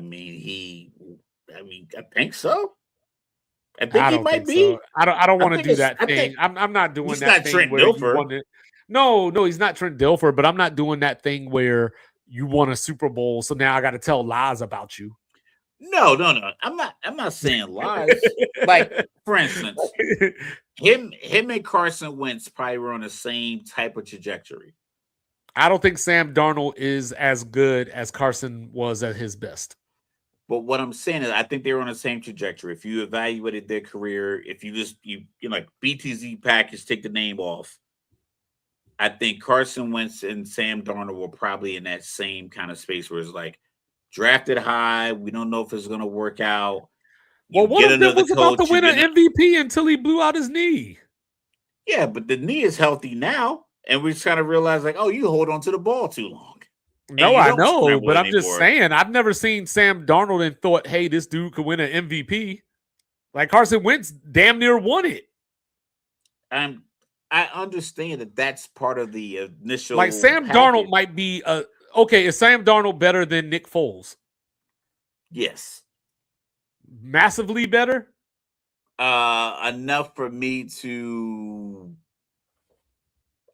I needed to pay $30 million to a quarterback. I'm taking Sam Darnold over Nick Foles. I mean, I would too, but I don't think there's a massive gulf between them, is what I'm saying. But as far as like Carson Wentz, like Sam Darnold's not better than Jared Goff. It's more like, Jared Goff's been a starter his whole life. That's the difference. But Carson Wentz had his injury, and then he had other opportunities. And I think Sam Darnold had his time in the Jets, which is essentially like an injury mentally, just being part of the Jets. And then he went to San Francisco. Then he went to Carolina, Carolina just was like, oh, they had Baker Mayfield running scout team defensive tackle. So they had no idea what they were doing from a football standpoint and totality. And then he goes to Minnesota, and it's like, boom, it clicked. And then he goes to Seattle, and he won the Super Bowl. So I think his trajectory was kind of with Seattle, he had the best defense in the league, or like a top 2 or 3 defense in the league too. Oh, it wasn't just him. Oh yeah, it's 53 guys on the roster, but I know I know you're gonna hate. No, but okay, no. Like if Kyler Murray, if the Vikings won the Super Bowl this year, I'm not gonna put Carson Wentz on Seattle. You think they won a Super Bowl last year? No. That's what I mean. I'm not saying like a head-to-head comparison. I'm talking about like the path they were both on. At this point, between all the moves that Carson Wentz has made between Kansas City, Minnesota, I believe now he's a backup at the Giants. I think he was on Washington for a while as well, right? Yeah, he started for us. Yeah, so it's like at some point in that, like, so he went to Carolina first. I mean, yeah. So Sam Darnold had a couple of spots where he picked up some notes here, goes to San Francisco, takes the final exam, graduates to Minnesota, and then it gets better. Whereas Carson Wentz it's been taking notes, but it's like if you're Cleveland, no, that's fair. Like he came off the injury and just never found it again. Like that happens sometimes. But like if Minnesota were to hypothetically win the Super Bowl this year, okay, I'm not going to come back next year and be like, "Hey, yo, Kyler Murray's a top 10 quarterback." I think Like he's still the play, though, right? I don't have Wouldn't you to. have No, to? I don't. Wouldn't you have to like at least No, at 11? At 11, no, it just and depends on 9? No, it just depends on how it happens. Like the Super Bowl in and of itself does not determine the worth of the player. Like you still have to play well in that route to going to the Super Bowl, right? So like that's where I look at it. Like I'm trying to think of another quarter. Who won hold up. You use Nick Foles. Who was the 49ers quarterback when they lost the first time to the Rams? Was it Alex Smith? I mean, I'm sorry, to the Chiefs when they lost the first time to the Garoppolo. Chiefs. It was Garoppolo. Okay. So if Jimmy Garoppolo would have won that Super Bowl, I'm not going to turn around and be like, hey, yo, I would take Jimmy Garoppolo over Jared Goff or whoever. Like, you know what I mean? Like, just because he won that Super Bowl. Nuance. It was a little nuanced because, like, Garoppolo went from New England to San Francisco, was injury prone, and was, like, on the road to, like, build himself back up. But San Francisco had an amazing record in the games that he played. Yeah, the comparison of Goff and Darnold in my estimation, I think the piece that I'm trying to like pull out is the fact that I think they both were essentially two guys. They were both castaways. Welcome to Sports Reports Disordered, y'all. Yeah. They were like, yeah, we do this all the time. We did it with the Tennessee Titans 2 years ago. They were like castaways, and I felt like they're both castaways. One team pulled Darnold out of the water, other one pulled Wentz out, and in that same time frame, I just felt like Darnold just performed better during the advantages that he had. No, that's fine. It might not have been as great as Wentz's advantages, but Wentz was on his way to be an MVP, so I think he had a step on Sam Darnold anyway. So for you to be probably considered better than Sam Darnold when you tore your knee, and then now you guys are kind of on the even playing field, and for him to seemingly keep taking the next step, whereas Carson Wentz keeps making the same mistake. Carson Wentz probably, I don't know what the stat is, he's probably taking more sacks on 3rd and long or 2nd and short to make him 3rd and long than any quarterback in the history of the NFL. 2nd and 4, and it's now he gets sacked and it's 3rd and 14. Out of field goal range. I don't like if there's a stat that tracks that, Carson Wentz has to be in the top 15% of NFL quarterbacks to do that. 4th quarter. We do this every year when we do these predictions. We'll have a 25-minute conversation on some obscure topic that only you and I care about. And Reds will be like, I understand it. And he cares. 8 billion people on Earth and so a triangulated conversation about the nuance of Kyler Murray, Carson Wentz, Sam Darnold, Mike Donald, Kevin O'Connell. So last year during the Super Bowl run, right? Yeah. You know what I'm saying? So he went 12 of 17 in their playoff win against San Francisco. They won that game 41-6, you know, because they just came out early and so he threw 12 of 17, 124 and a touchdown, right? Against the Rams, a lot better. 25 of 36, 346, 3 touchdowns. And then in the Super Bowl, he went 19 of 38, 202 yards. He did have a touchdown pass. So that's where it's like, you know what I mean? Like he had the great game against the Rams, who gave up yards to everybody last year. And then he was averaging pedestrian. Like the year when Aaron Rodgers. This is why you tune into Sports Reports Disorder. We talk about it all. I'm listening. When they lost to the 49ers that year, and the 49ers just ran the ball down Green Bay's throat. That was the year Garoppolo took them to the Super Bowl. They just ran the ball down his throat. He threw 8 passes, and that's right. That's what I'm saying. But that's what I'm saying. You damn right, Rez. You damn right. But that's what I'm saying. Like, it's one of those things where, like, But you know what I mean? If he hits that post route, and that's why they lost the Super Bowl, because he couldn't hit that. Because he hit. God damn it! He would have never completed that pass. That's not what Jimmy Garoppolo does. He doesn't hit the clutch pass. Yeah, you're right. I mean, Mike, listen, when you're right, you're right. When you're right, you're right. No, but I'm just saying, like, it's just like I was arguing. I understand with somebody. it's the I'm all about arguing or debating or having conversations about prisoner of the moment. I personally I am a perseverance, resilience based kind of person. I think if you can bounce back from whatever your adverse conditions are, I think that to me resonates more. If your dad owns the company and then somehow you made it to vice president, I'm not gonna feel the same way about you as if you started in the mailroom. I think your climb from where you started to where you were, especially when it gets to that point where now we're comparing the mailroom guy with the heir to the company. I'm just leaning on that side. So, like, for me with Sam Darnold, I'm seeing Ghost, that clip against New England. I think it was like Monday night. It just kind of was a cloud over him, and he goes to Carolina with Matt Rule. So, like, it's a great story. It's a great story. Like, Sam Darnold winning the Super Bowl is like if Joe Johnson would have won an NBA title. Like, it's just one of those. Good one. It's just one of good shout. Good shout. That was a good one. It was just one of those things where it's like, I see a good player, but Joe Johnson. We're not talking about Brock right now. I do like the Brock Purdy story, though. I'm not going for it. I do like the fact that, like, Brock Purdy did that. So it showed, like I said, people harp on NFL, but I like the fact that Brock Purdy was able to do that.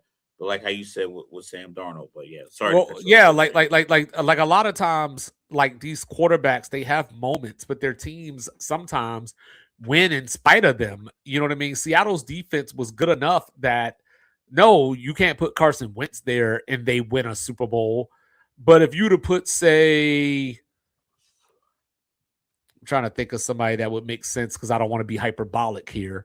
But Tua might have won a Super Bowl with that team if he could have stayed healthy. If he could have stayed healthy, you know what I'm saying? Arm. Like, you need an arm. You need a threat. You need a threat with the arm.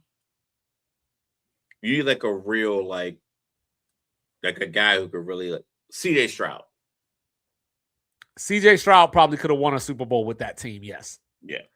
Not saying it's a 100% transfer, but I think there's a decent chance that they win the Super Bowl with CJ. Because he had such a poor playoff performance. You think if he had some solidarity in the offensive, yeah, because they had home field too, so it wasn't like they would have had to go to Chicago and play in the cold or something like that. And where CJ Stroud would have got exposed or whatever the case may be. You know what I mean? And you see, not to make that argument because I'm not one of those guys, but I'm just making the point. You see, Sam Darnold wasn't like he was the Super Bowl MVP either. Yo, I think the nerves of these quarterbacks in the Super Bowl, because Mahomes has pedestrian numbers in the Super Bowl. He does. He just makes the play when they need it. Tom Brady played in 10. I'm gonna venture to say something like 6 or 7 of them, New England didn't score in the first quarter. I know, and then it's wild because they lost the one where he threw for 500 yards. So it's like it's a weird thing when you get in that space and it's for all the marbles. The pass to Jackson Jigba that could have been a touchdown that he overthrew. Like, we haven't even talked about this because I don't really think we broke down the Super Bowl because it just wasn't really that like invigorating. I wish Bo Nix didn't get hurt. I would have loved to see those two defenses. I think the Seattle-Denver rematch would have been top tier TV. I think I still would have picked Seattle though. I can't even remember where I was when I watched the Super Bowl. I don't know if I watched it here or if I watched it somewhere else. It just was so unremarkable. I think I did Super Bowl Yeah. squares. I think I did it here. I think because I bought the smoker, definitely. so I'm pretty sure I did it here because I had the smoker and I had smoked some meat. Yeah, I think I definitely still would have picked Seattle to win the Super Bowl regardless of who they were. Like I felt that the Rams Over Seattle. Yeah, I felt the Rams Seattle was the Super Bowl. I felt that game was the Super Bowl. Shout out to DeMarcus Lawrence saying he wasn't going to win a Super Bowl in Dallas and then go out that year and win the Super Bowl. That's be sweet. And that's why like I say it's so hard because it's a very complex thing. You know what I mean? Because a lot of people focus on the Super Bowl itself. Like, hey, this person played well in the Super Bowl, and it's like, but they didn't play well the rest of the playoffs, or they played the playoffs, but they didn't play well in the Super Bowl. So that's why I like for Peyton Manning, for example, and I bring this up all the time, and it gives me another chance to bring it up. Literally threw a Super Bowl away. The first one that they won, he threw more interceptions than touchdowns in that playoff run, and he still won Super Bowl MVP.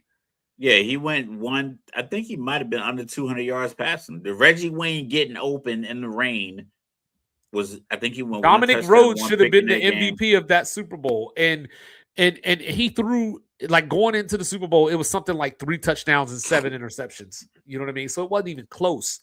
You know what I mean? But people would just say like, "Yo, he won the Super Bowl. He's a great quarterback." And it's like, well, I mean, if that's all the criteria is, sure. Yeah. So, like I said, it's a I won't say it's a thankless position, but it's a position that you get a lot of the credit, you get a lot of the blame. Depends on who you are and who you're advocate for. You could say, "Oh, get like Joe Flacco's Super Bowl run," and then they paid him, I believe, $120 million after that. It was a great Super Bowl run. If he didn't even throw a pick in that Super Bowl run. Yeah, but if Crabtree catches that little fade route from Kaepernick, Flacco have an argument to get $120 million? Probably not from Baltimore. I still think so. I mean, Jacoby Jones should have been the MVP.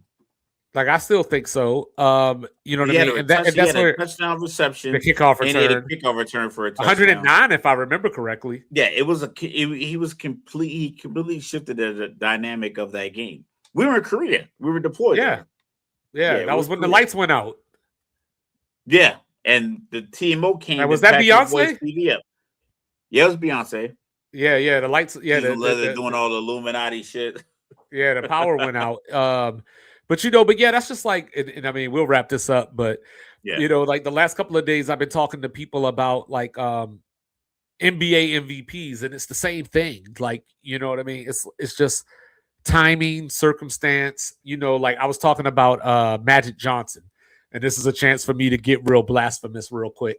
But we were talking about how certain people didn't have championships, and it was like, well, I don't know, because I never saw Magic Johnson on a team that wasn't supposed to win the championship. He came into the league to a team that had Kareem. You know what I mean? They drafted James Worthy. They had Michael Cooper, Michael Thompson, AC Green. Number 1, right? How'd they get him number 1? Yes, they were bad. Oh. Yeah, they were bad. With Kareem? Yeah, they were bad. I want to say, hold on. If I remember correctly, was it a trade? Like a trade preseason? No, like I don't think Kareem, I don't know if Kareem was on that team yet. Let me see here. So now we're digging into crates now. Yeah. First overall. Because they went 47. They went 47 and 35. How the Lakers got that? Oh, Kareem was on that team. Okay. It was a trade, right? The Lakers acquired the pick via the 1976 compensation trade with the New Orleans Jazz, including Gail Goodrich. So in 1976, they made a trade with New Orleans Jazz, and the Lakers won a coin flip between the Chicago Bulls for the first overall pick. So I think there was a trade in '76. You know, how, like see how crazy that is. They get Magic. They probably don't get Michael. They definitely don't get Michael. See how crazy that is. There's no way they're top 3 in the draft pool if they have Magic. See how crazy one decision is, and that's where, like, even the year that they got Worthy, if I remember correctly, it was either Worthy or Dominique Wilkins. Like, that was the choice. Like, can you imagine Dominique Wilkins and Magic on the fast break? Can you imagine the dunk highlights we be looking at right now on ESPN Classic? That's what I'm saying. But that goes back to the point, though, is that I never saw Magic Johnson on a team that wasn't supposed to win. So he played 12 years, made the finals 9 times, won 5 of those. Only one of those finals didn't have Kareem, which was the one they lost to Jordan. So like, I don't know what Magic Johnson would have done if he got drafted, by the Hawks, or if he'd have got drafted by... If he would have went to Boston. Or if he would have come out of college the year before when he said his dad was like, "No." Well, he still would have won it. I think he still would have won in Boston, but he was that's supposed what to go to Sacramento the year before, and his dad was like, "No, you're going back to school." Yeah, and he probably wouldn't have won. But that's what I'm saying. Like, so we have this history to go. Magic did all these things. He's a great player, and he absolutely is a great player. He won 3 MVPs, so he's a great player. But just from the standpoint of, we're looking at him a whole lot differently, probably, if he didn't go to that team. You know what I mean? Right. Like, so that's where, like, these conversations have to have that context. It can't just be they won a championship, they won a ring. Like, you just can't. Like, I don't know if LeBron would have won a ring, like, had he stayed in Cleveland and never went to Miami. I don't know if he would have got a ring, like, when he got the ring, for example. That was 2 6'2" guards trying to. But that wouldn't have made him. But that wouldn't have made him a worse player, though. Like, you know what I mean? Like, he would have still been the great player that he is. You know what I'm saying? He just wouldn't have been on a team that would have been championship material.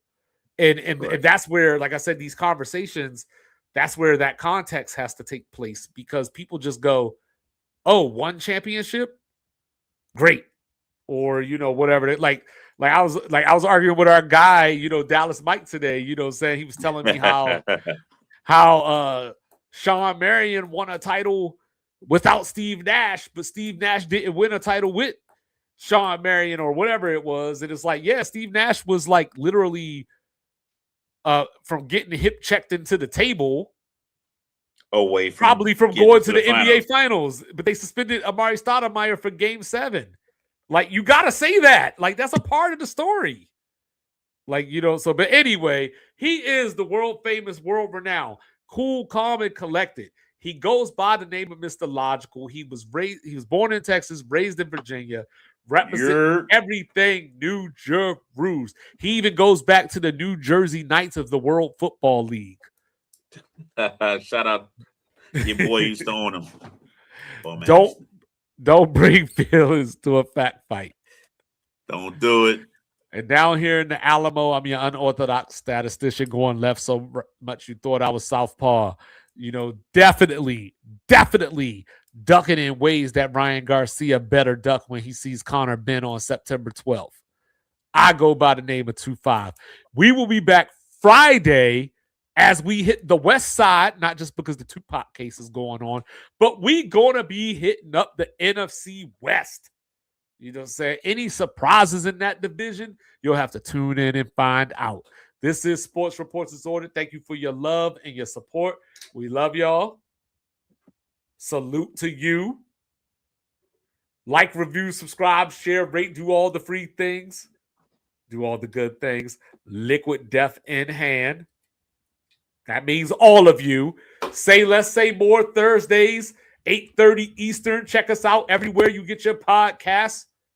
Sports Reports is ordered.